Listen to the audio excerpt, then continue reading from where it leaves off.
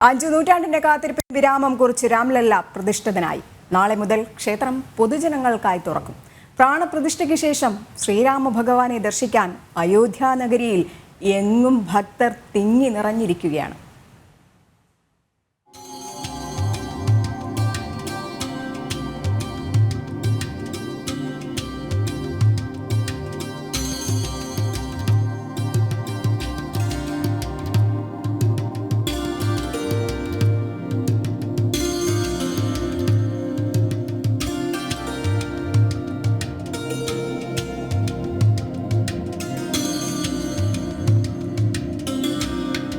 ലോകത്തിന്റെ വിവിധ ഭാഗങ്ങളിൽ നിന്നുള്ള ഭക്തർ രാമമന്ത്രങ്ങൾ ഉരുവിട്ട് കാത്തിരുന്നത് ഭഗവാനെ ഒരു നോക്കു കാണുന്നതിനു വേണ്ടിയുള്ള നിമിഷത്തിനാണ്. നാളെ രാവിലെ 6 മണി മുതൽ ഭക്തർക്ക് ക്ഷേത്രത്തിനുള്ളിൽ പ്രവേശിച്ച് ബാലകരാമനെ ദർശിച്ച് അനുഗ്രഹം നേടാം.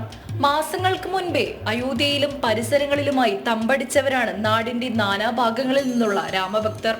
ഭക്തർക്ക് ക്ഷേത്രത്തിന്റെ മുൻവശത്തു കൂടിയായിരിക്കും പ്രവേശനം. ദർശനം പൂർത്തിയാക്കിയ ഭക്തരെ തിരികെ ഇറക്കുന്നതും ഈ വഴിയിലൂടെയാകും. നാളെ മുതൽ പൊതുജനങ്ങൾക്കായി ക്ഷേത്രം തുറന്നു നൽകുമ്പോൾ അയോധ്യ നഗരി ലോകത്തിന് മുന്നിൽ തുറന്നു നൽകുന്നത് വികസനത്തിന്റെ പുതുപാത കൂടിയാണ്. ആത്മീയ കേന്ദ്രത്തിനൊപ്പം രാജ്യത്തെ പ്രധാന വിനോദസഞ്ചാര കേന്ദ്രം കൂടിയാകും അയോധ്യ എന്നത് ഉറപ്പ്. ദിവസം 80,000-ത്തിലധികം സന്ദർശകരെയാണ് പ്രതീക്ഷിക്കുന്നത്. ഇനി അങ്ങോട്ടുള്ള ദിവസങ്ങളും അയോധ്യയ്ക്ക് ഉറക്കമില്ലാത്ത രാത്രികൾ തന്നെ. രാമനാമജപത്താൽ ഉണർന്നിരിക്കുന്ന ഭക്തർ സരയൂ തീരത്തുണ്ടാകും. സരയൂ നദി പുണ്യജലത്താൽ നിറഞ്ഞൊഴുകുന്ന പോലെ ലോകത്തിന്റെ നാനാഭാഗങ്ങളിൽ നിന്നുള്ള രാമഭക്തർ അയോധ്യയിലേക്ക് ഒഴുകിയെത്തും.